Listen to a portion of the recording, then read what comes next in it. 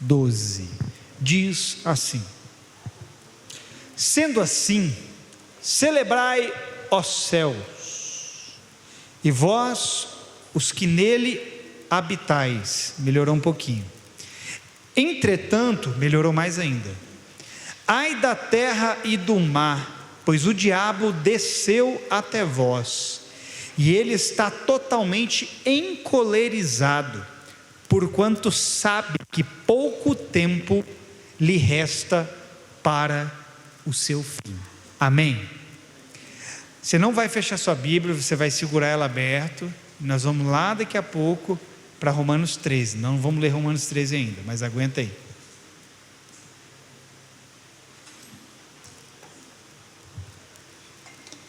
Quantos aqui tem medo do Apocalipse?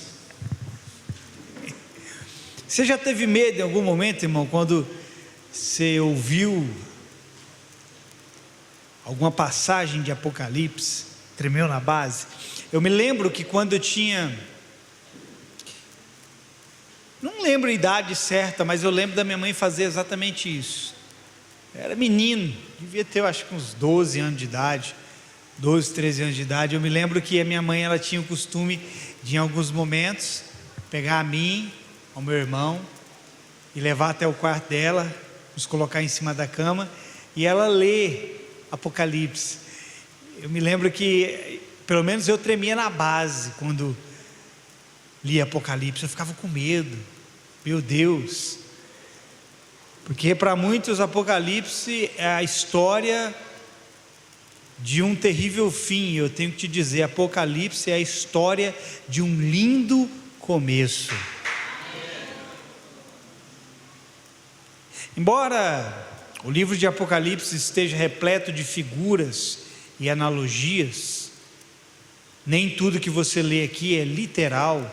Na verdade, praticamente tudo aqui é figurado, e nós precisamos da mente do Espírito para entender o que está querendo dizer aqui.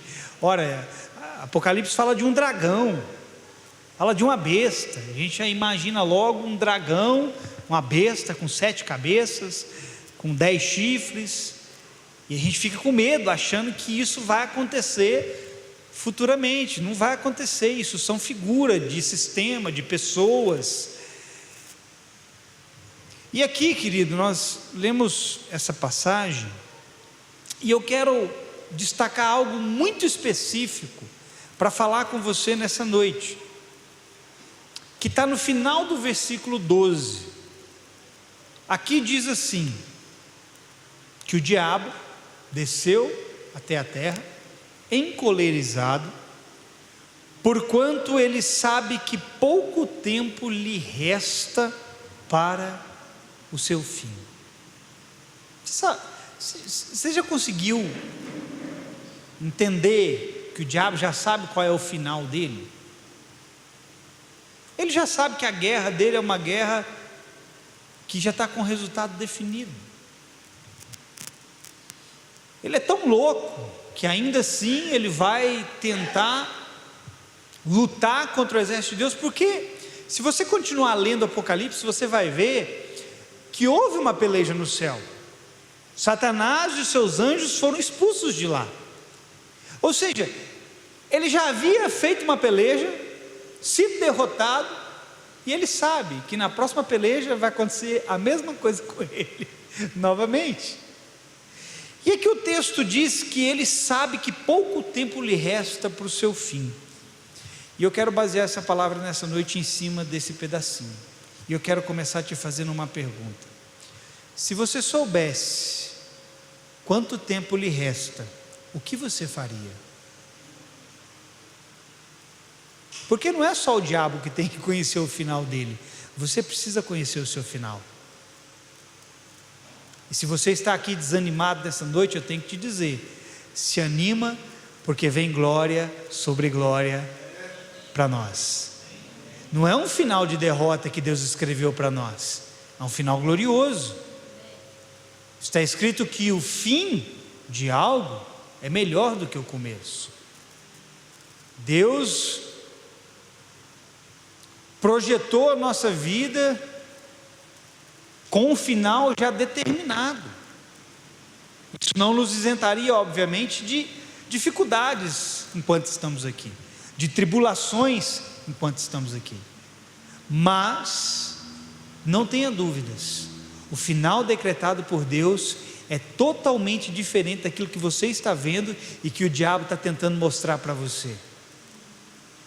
É um final de glória, amém? Mas eu volto na pergunta: o que você faria se você soubesse que o seu tempo está chegando ao fim? Talvez, querido, uma pessoa natural, provavelmente, ela viveria para satisfazer os seus desejos. Uma vez eu vi um filme, não me lembro mais o nome do filme, eram dois amigos, eles já eram senhores, já bem velhos, e um deles estava com um problema de saúde e ele tinha apenas mais alguns dias de vida, o médico havia desenganado ele. O que ele fez? Chamou um amigo dele: vamos curtir o resto dos meus dias, vamos viajar o mundo. E eles começaram a viajar o mundo e curtir e fazer tudo aquilo que dava na telha dele, porque ele sabia que o fim da vida dele estava próximo, e ele queria aproveitar aqueles últimos dias da maneira que ele podia. Assim, talvez, muitos encarariam a vida. Pessoas naturais, se soubessem, ou elas iam ficar numa cama, debaixo de depressão, estou morrendo, ou alguns loucos da ideia, ia falar: já que eu estou morrendo mesmo, eu vou acabar de curtir a vida, vou desfrutar do que eu posso desfrutar e depois acabou. Mas e nós, que não somos meramente apenas seres naturais, também somos seres espirituais? O que nós faríamos? O que você faria se você soubesse que o seu tempo está chegando ao fim? O diabo, querido, ele não vai brincar, e na verdade ele nem está brincando. E aqui no texto, quando fala que ele sabe do fim dele, ele desce furioso sobre a terra, para poder fazer um arregaço. Ele não vai brincar. Agora, muitos de nós estamos brincando, sem entendermos que o fim está próximo. E aqui eu não estou falando que você vai morrer hoje, amanhã, semana que vem, ao mês, quem sabe. O que eu quero dizer é que o fim determinado por Deus de uma vez por todas está bem próximo. Se o fim for daqui 10 anos, amém? Se for daqui 5 anos, amém também. O fato é que ele está próximo, e você tem que aguentar a bronca. Diga para o seu irmão: aguenta a bronca. Agora, se você não sabe o que fazer a respeito do fim que está próximo, a Bíblia nos orienta a mim e a você o que nós devemos fazer. Porque, irmão, seus dias podem acabar em breve. Vamos dizer, alguém aqui pode morrer. Ninguém vai morrer, amém? Não, então eu vou mudar isso. Alguém aqui vai morrer, amém? Então deixa eu falar de novo. Ninguém aqui vai morrer, amém? Já que você não vai morrer, e você também não sabe o dia que Jesus vai voltar, embora existam sinais que a palavra nos mostra, sinais da volta de Jesus, o que você tem que fazer até com que esse retorno aconteça? Nós vamos ler aqui agora Romanos 13, e a Bíblia nos orienta o que nós devemos fazer. Verso 11, diz assim: fazei desta maneira, discernindo o tempo em que vivemos, pois que já é hora de despertares do sono, porque agora a nossa salvação está mais próxima do que quando cremos. Pode olhar para mim. Ele diz: fazei desta maneira, discernindo o tempo em que vivemos. Se você não sabe nem o dia nem a hora, você tem que saber uma coisa: discernir o tempo no qual você está. Você tem que ser, irmão, você tem que ser conhecedor do tempo que você está vivendo. Escute, olha para mim. Deus deseja revelar o tempo que você está vivendo para si mesmo. Deus não quer manter isso em oculto. Deus quer que você saiba de muitas coisas nas quais você está passando. Ele quer te revelar o tempo, quer te dar o discernimento, e deveria ser do nosso interesse entender o tempo que nós vivemos, tanto no aspecto pessoal, ou seja, o tempo em que eu me encontro, o que Deus quer de mim nesse tempo, porque tais coisas estão me acontecendo. Deus quer que você entenda isso, tenha discernimento a respeito dessas coisas, quanto no aspecto mundial. Deus quer que você também olhe para tudo que está acontecendo ao redor de você e entenda e discirna o tempo. Isso aqui é sinal daquilo que está escrito, algo está prestes a acontecer. Deus quer te dar discernimento para que você entenda o cumprimento das Escrituras. Irmão, frieza para mim e para você é algo normal, mas frieza para mim na Bíblia é sinal do fim dos tempos. O amor de muitos talvez você está aí achando que essa frieza é algo normal. Ah não, isso vai passar. Deixa eu te dizer uma coisa, isso é sinal do fim dos tempos. Você tem que aprender a olhar para o momento que você está vivendo e começar a ter discernimento. Deus, o que é isso? O que o Senhor quer de mim nesse momento? Eu tenho que entender num aspecto pessoal, e tenho que entender num aspecto mundial. Eu olho para as nações e eu vejo guerra e rumor de guerra, fome, pestes, e tem que começar a entender que tudo isso está evidenciando o retorno de alguém. E não é qualquer um que está chegando, irmão. É o seu Redentor que vive. A história da humanidade, irmão, caminha para o seu ápice. A história está caminhando para o seu ápice. Será o fim de um tempo, mas também haverá o estabelecimento de uma eternidade. O tempo está acabando, mas que bom que o tempo está acabando, porque a eternidade se estabelecerá sobre nós.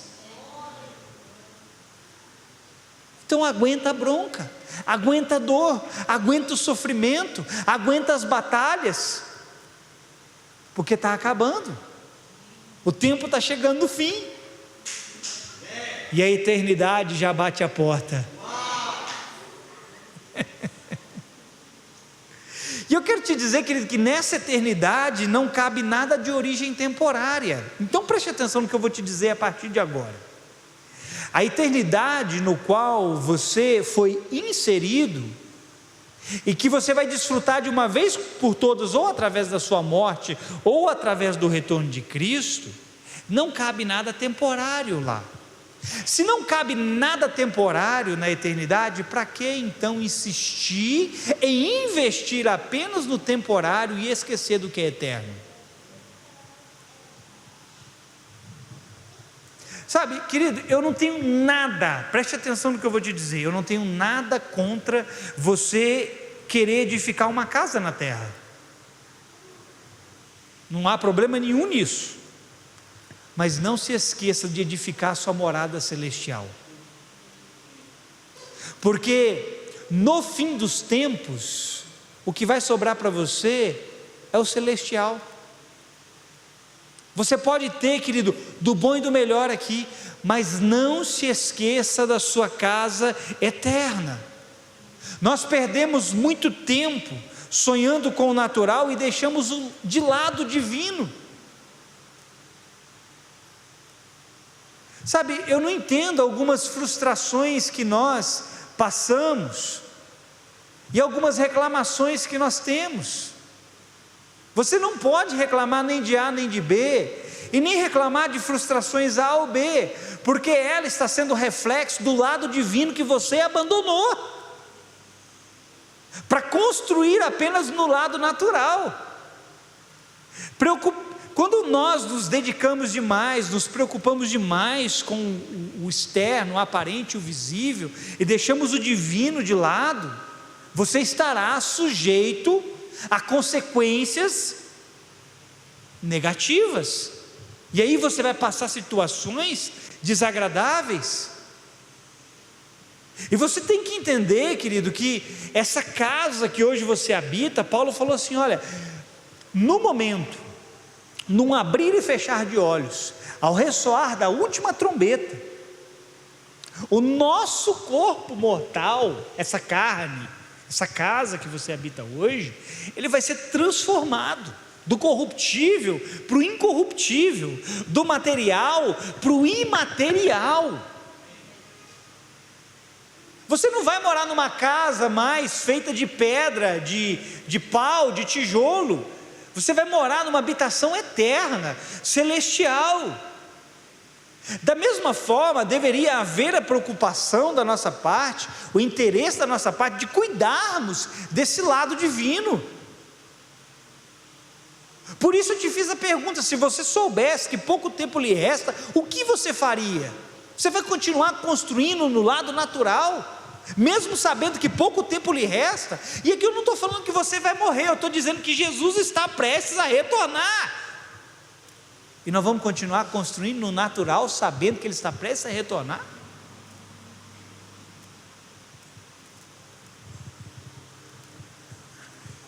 Aí você diz assim: pastor, mas eu quero realizar meus sonhos, eu quero edificar uma casa, eu quero construir uma família, eu quero ser bem sucedido financeiramente. Irmão, tudo isso é válido e é permitido. Quem quer? Fica pobre, miserável. Vou perguntar de novo: tudo isso é válido, quem quer? Quer construir uma casa? Quem aqui não casou quer casar? Quem aqui quer ter filhos?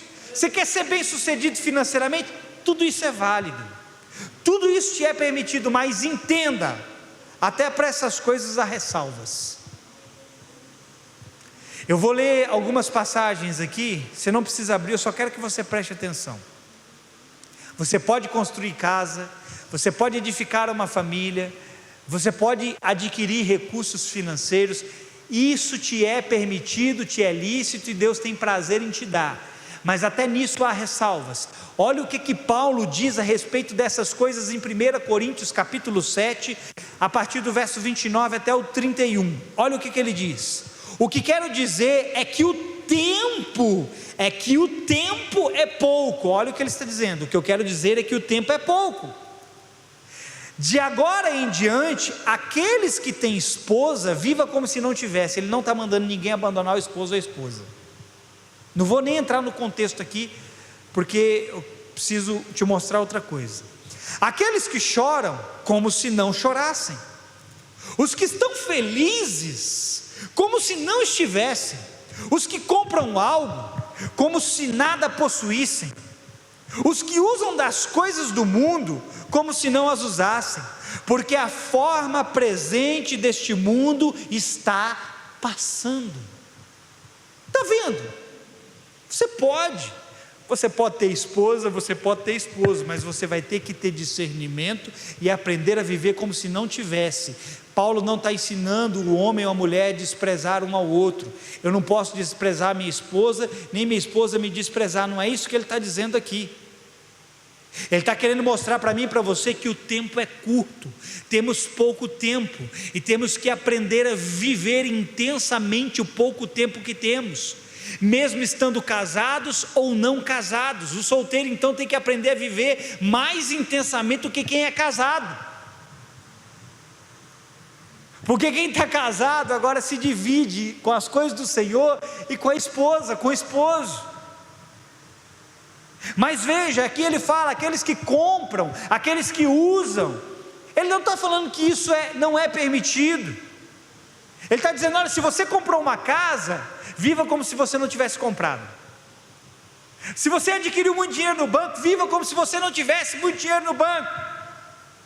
Não deixe com que a sua casa, o dinheiro no banco, dite a sua eternidade, porque todas essas coisas são naturais e vão passar. E invista no seu ser espiritual, porque é isso que vai permanecer para sempre. É isso que Paulo está querendo mostrar.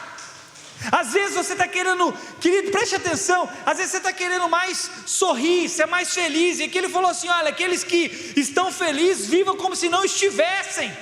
Você está reclamando da sua tristeza, ele está falando assim: ó, se você está feliz, viva como se você não estivesse feliz.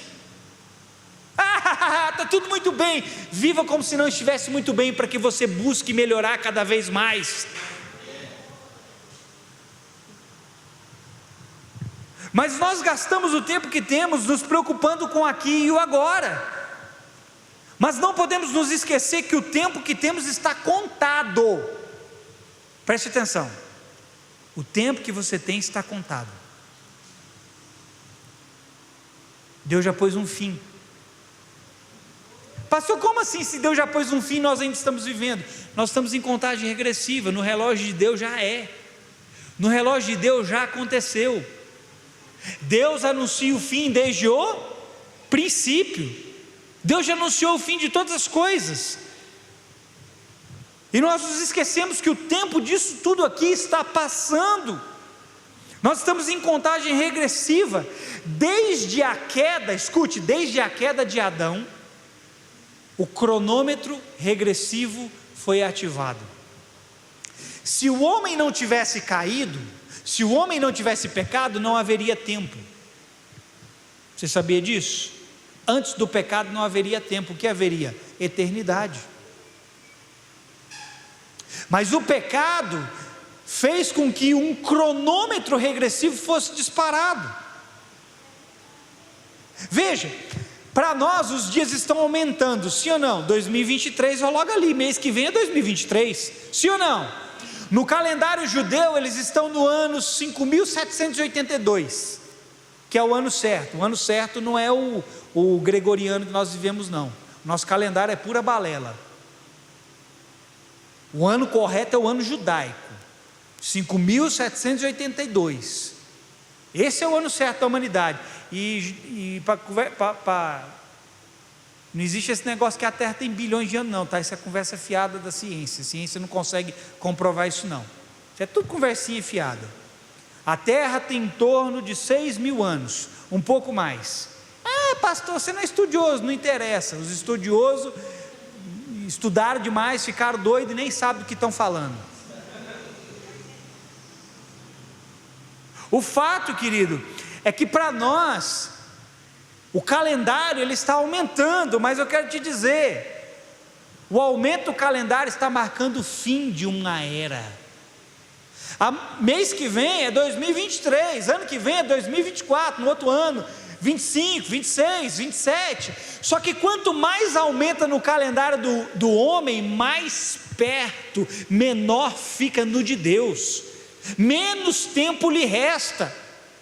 Em 2023 vai ter menos tempo, querido. Em 2024 você vai ter menos tempo ainda, porque o texto que nós lemos aqui diz que a nossa salvação está mais perto hoje do que quando no princípio cremos. A nossa redenção.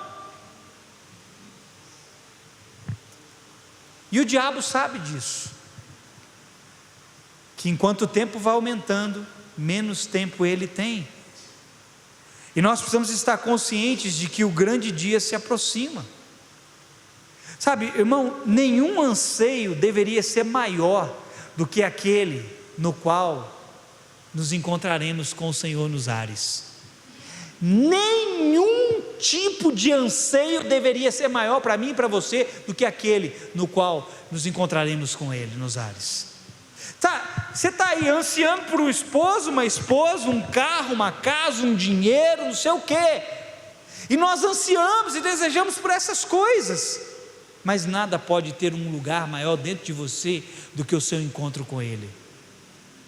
Você não fica feliz não, irmão, de saber que Ele está voltando por você, para você?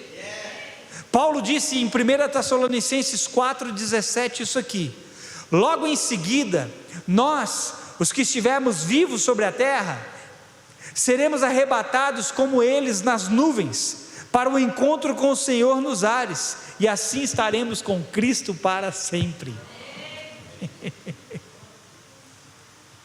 Eis aqui um dos motivos da exortação para despertarmos do sono.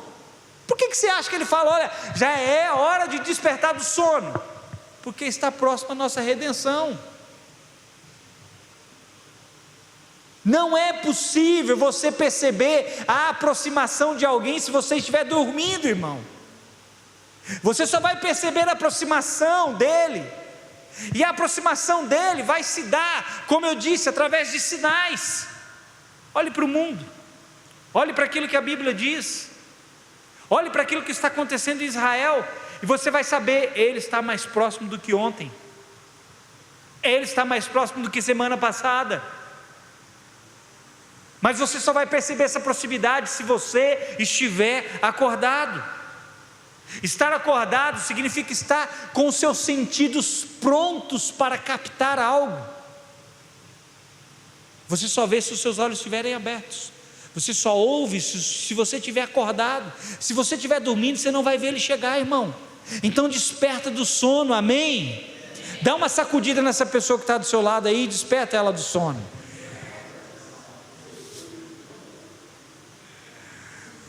Abra os seus olhos e veja, os sinais estão por toda parte.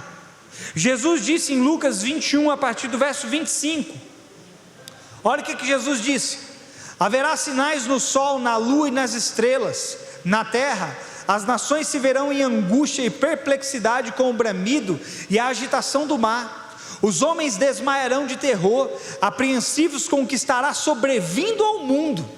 Irmão, estamos no mundo, mas não somos do mundo, não pertencemos ao mundo, isso aqui vai vir sobre o mundo, e os poderes celestes serão abalados. Então se verá o Filho do Homem vindo numa nuvem com poder e grande glória. Quando começarem a acontecer essas coisas, agora, quando começarem a acontecer essas coisas, minha pergunta é: já começou a acontecer? Já, gente! Você está dormindo, irmão? Você não está vindo ele se aproximar, não. Acorda! Essas coisas já estão acontecendo. Se o diabo sabe, por evidência, ele sabe que essas coisas marcam o seu fim, o fim de todas as coisas. Você também tem que saber. Quando começarem a acontecer essas coisas, levantem e ergam a cabeça, porque está próximo a redenção de vocês. Agora veja, Jesus traz uma advertência nos versículos de número 34 em diante, de Lucas 21, ele diz assim: tenham cuidado, agora preste atenção, tenham cuidado, para que os seus corações não fiquem carregados de libertinagem, bebedeira e ansiedades da vida, e aquele dia venha sobre vocês inesperadamente. Veja, a advertência de Jesus é que aquele dia virá sobre alguns inesperadamente, eles não vão estar esperando. Sabe por quê? Estão dormindo. Porque ele virá sobre todos os que vivem na face da terra. Estejam sempre atentos e orem para que vocês possam escapar de tudo que está para acontecer e estar de pé diante do Filho do Homem. Te pergunto de novo, você sabe quanto tempo lhe resta? Eu sei, pouco. Irmão, você não tem muito tempo mais não. Eu vou repetir, você não tem muito tempo. Você tinha que estar dando um brado de glória aí, irmão. Você não tem muito tempo. Não é porque uma calamidade vai te acontecer, uma catástrofe vai te acontecer. Você não tem muito tempo, porque Ele está voltando por você.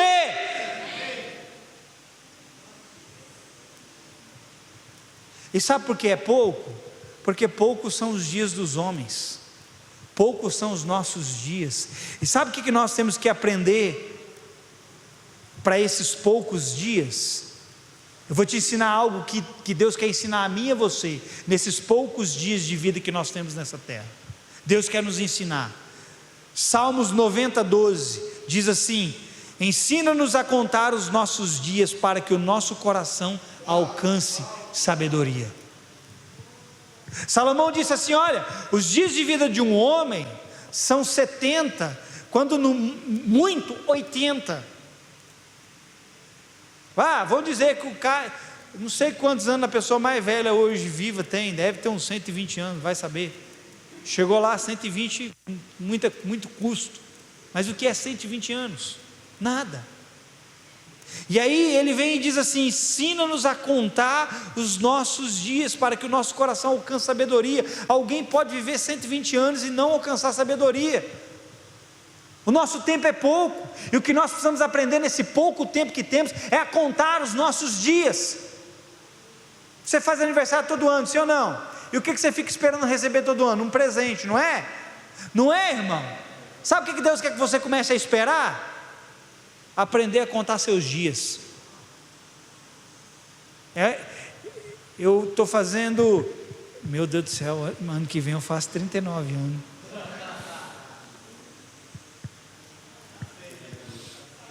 Ano que vem Deus espera que eu chegue lá sabendo contar mais os meus dias do que agora, porque à medida que os meus dias avançam, eu preciso me tornar cada vez mais sábio. Mas sabe quem se torna sábio? Quem está acordado e não dormindo, quem está preocupado com a sua casa e a sua morada eterna, e não vive apenas preocupado, ansioso com as coisas dessa vida, com quem vai casar, o que vai comer, o que vai vestir. Não, meu irmão, você tem outras preocupações muito maiores do que essa. Agora, que tipo de sabedoria ele se refere aqui quando diz para contarmos os nossos dias? É aquela que nos ensina que a moeda da eternidade não é ouro nem prata, mas a maneira como vivemos cada dia sobre a terra.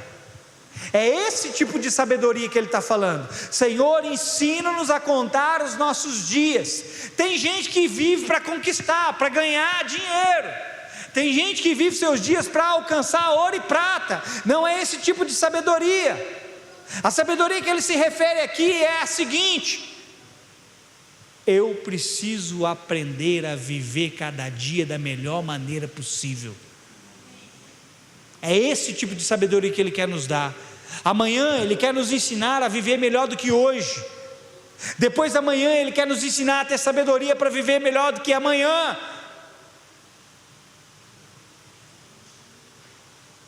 Porque você não está num processo de semeadura apenas natural.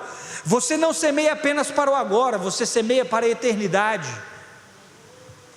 Por isso Jesus disse em Marcos 8,36: pois que adianta o homem ganhar o mundo inteiro e perder a sua alma?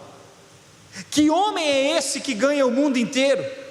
É aquele que investiu seus dias para conquistar prata e ouro, mas se esqueceu da sua parte eterna, sua alma. Esse homem aqui que Jesus fala, ele usou seus dias para conquistar prata e ouro, mas se esqueceu da parte eterna dele. E do que adianta você ganhar o mundo inteiro e perder a sua alma? Mas quem não sabe o tempo que lhe resta, vai viver os dias que tem de qualquer jeito. E o diabo não está brincando com você, irmão, porque ele sabe que não tem muito tempo, e o que ele tem para fazer contra você, ele tem que fazer no tempo que ele tem. Agora eu e você não sabemos que o tempo que temos, deveríamos viver para Deus, viver melhor em Deus, construir nele. Jesus também disse em João 6,27: não trabalhem pela comida que se estraga, mas pela comida que permanece para a vida eterna, o qual o Filho do Homem lhes dará. Deus, o Pai, nele colocou o seu selo de aprovação. Eu vi um vídeo, acho que foi ontem, eu vi um vídeo ontem, de um cara famoso. Ele é um influenciador digital do mundo fitness, e ele falou algo muito interessante e verdadeiro. Esse cara é um cara bem sucedido na vida, milionário, irmão. Chegou na loja lá de carro, gostou do carro lá, quanto custa? 870 mil. Pegou o cartãozinho, como é que vai ser o pagamento? Não, pode pagar à vista. Quem recebe essa unção? Vai trabalhar sem vergonha. Ou vai lá na loteria fazer um jogo com a Liliana da Mega Sena para você ficar milionário. Não vai não, irmão, é pecado. E para de ficar oferecendo jogo para os outros, viu, Liliana? Eu nem vou mais lá. Quando eu vou lá, ela fica, quer fazer uma fezinha? Uma fezinha na sua orelha aqui. E nem vergonha. Mas veja o que esse cara disse. Irmão, esse cara não professa, ele não declara ser cristão, ele não fala que é evangélico, ele não professa a fé dele, mas o entendimento que ele tem é o entendimento que nós deveríamos ter, porque é uma verdade. Ele disse assim: eu alcancei a minha liberdade financeira. O cara é milionário. Eu alcancei a minha liberdade financeira e posso ter tudo o que o dinheiro me proporciona. Só que chega um momento que o que te dará razão para continuar é ter um propósito. Olha isso, irmão. Um cara desse tem mais entendimento que a maioria de nós. O cara conquistou fama, dinheiro, e ele falou assim: olha, chega um momento que o dinheiro não vai poder fazer muito mais por você, e o que vai dar sentido para a sua vida é ter um propósito. É isso que vai te dar uma razão para você continuar. Porque se você tiver dinheiro, mas não tiver um propósito, você vai se sentir vazio. Ele disse isso. Se você tem dinheiro, mas não tem um propósito, você vai continuar se sentindo vazio. E do que adianta você investir tanto na terra, se você continua vazio, sem propósito? Para ele, o propósito é continuar ajudando a mudar a vida de pessoas na área física e mental. Ainda que a ideia dele esteja fundamentada apenas nessa vida, o princípio é correto. Ainda que ele esteja pensando em fazer diferença na vida de quem é gordinho, de mudar o corpo físico e a mentalidade das pessoas, ainda que seja para essa vida, o princípio é correto. Precisa de um propósito. Amém? Nós temos um propósito, e o propósito não é se preocupar apenas com agora, mas com a eternidade. Você tem um propósito, irmão, se preocupe com ele, e o seu maior propósito é a eternidade. Por isso, deixa-me te dizer, e eu vou terminar: sonhe. Você não paga nada por sonhar, você não vai pagar nada por isso, mas esteja acordado para a verdadeira realidade que te aguarda. Sonha o tanto que você quiser, não pode sonhar, sonha em viajar, sonha num monte de coisa, mas esteja acordado para a verdadeira realidade que te aguarda. Porque se você só viver dos seus sonhos, você vai viver bem distante de Deus. Agora, se você estiver acordado para a realidade, você vai começar a sonhar os sonhos de Deus acordado. Se você puder, se case, mas esteja pronto para o casamento com o Cordeiro. Se você puder, enriqueça, mas ajunte também tesouros nos céus. Faça tudo isso, irmão. Pode ficar rico? Fica, mas ajunte um tesouro no céu, onde a traça e a ferrugem não corroem e não consomem, onde os ladrões não roubam. Invista lá, amém, querido? O problema não é viver essa vida, mas sim viver apenas ela e se esquecer do que está por vir. Deus não tem problema com que o seu povo viva essa vida. O problema é quando o seu povo só quer viver essa vida. A Bíblia diz assim: se nós esperamos em Cristo apenas nessa vida, somos mais infelizes dessa terra, os mais infelizes dentre os homens. Deus não tem problema em você querer viver e desfrutar das coisas boas, porque Ele tem do bom e do melhor para o seu povo. Essa mediocridade, essa mentalidade errada e religiosa, de que o crente, para ser humilde, tem que ser miserável, isso é conversa fiada, porque quando você chegar no céu, você vai ver as riquezas que nenhum homem viu, e Deus habita no meio delas, tudo é dele e tudo é seu. Só que não se esqueça, não viva apenas para cá, viva para a eternidade. Quem entendeu, diga amém. O diabo sabe que resta pouco tempo para ele. E você, quanto tempo lhe resta? Diga pouco. Diga de novo, pouco. Qual é o tema dessa palavra, pastor? É uma pergunta. Você sabe quanto tempo lhe resta? Eu te digo pouco, porque poucos são os nossos dias. E em breve, muito em breve, ouviremos o soar da trombeta e estaremos com Ele nos ares. Amém?